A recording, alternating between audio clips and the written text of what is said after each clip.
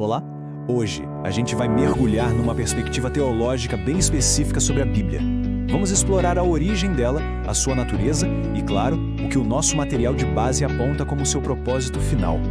É uma jornada e tanto, que começa num estado de perfeição, passa por uma separação imensa e acaba revelando um plano para reconectar o céu e a terra. Então a história toda começa num cenário de harmonia total. Pensa só.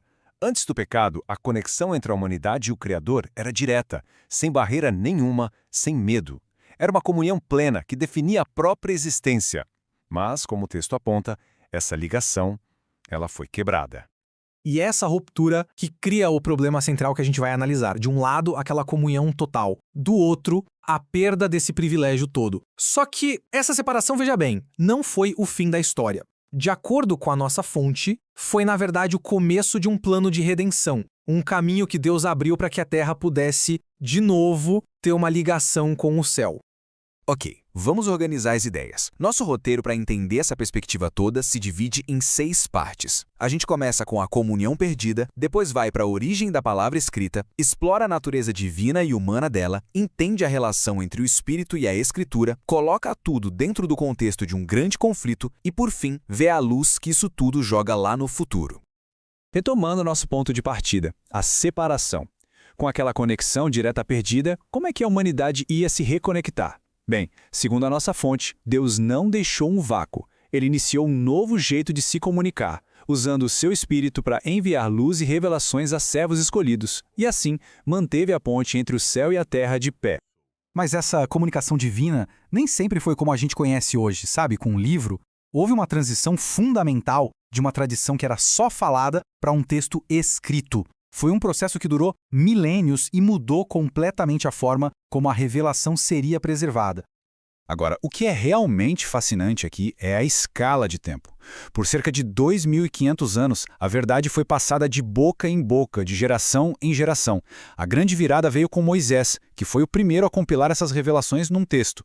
E a partir daí, por mais 1.600 anos, esse trabalho continuou, com diferentes escritores adicionando suas partes, tecendo essa colcha de retalhos que viria a ser a Bíblia.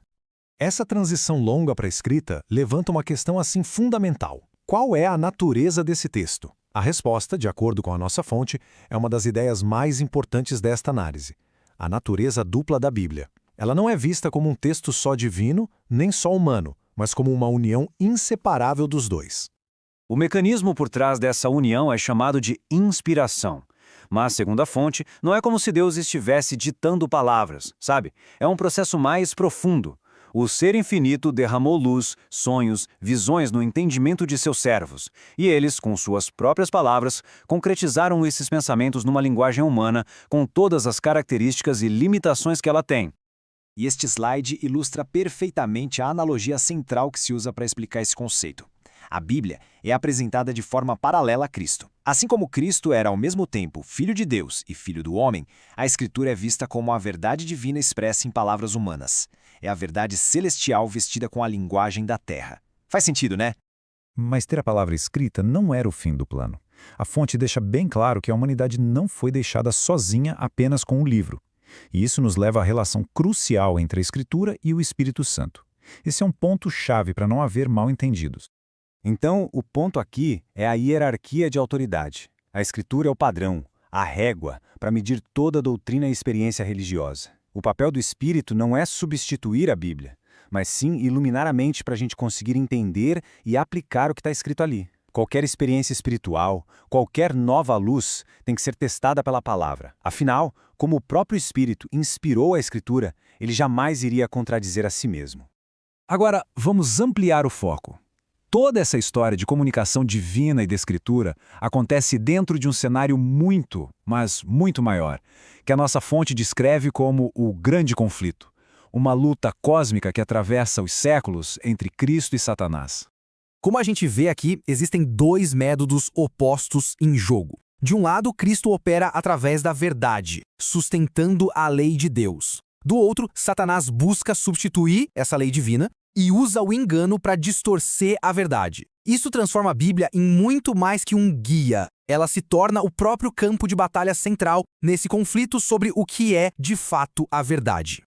E isso nos traz finalmente ao propósito da obra que estamos analisando. Ela não é só um relato do que aconteceu no passado. O objetivo principal é usar a história para lançar luz sobre o futuro e preparar as pessoas para os momentos finais desse grande conflito. Os objetivos declarados são bem claros, né? A autora busca desvendar as cenas desse conflito, revelar as táticas de engano, apresentar uma solução para a questão do mal, defender a justiça da lei de Deus e, acima de tudo, iluminar o caminho para a luta que está por vir. É uma tentativa de preparar um povo para ficar de pé, sem falhas no final de tudo. E assim, o material nos deixa com uma reflexão poderosa. A história do passado não é vista só como um registro, mas como um espelho dos desafios que ainda vêm pela frente. Se os mesmos princípios continuam em jogo e a mesma luta pela verdade continua, a questão final é essa: o que essa longa história de conflito realmente nos ensina sobre o caminho que temos pela frente? Fica aí a reflexão.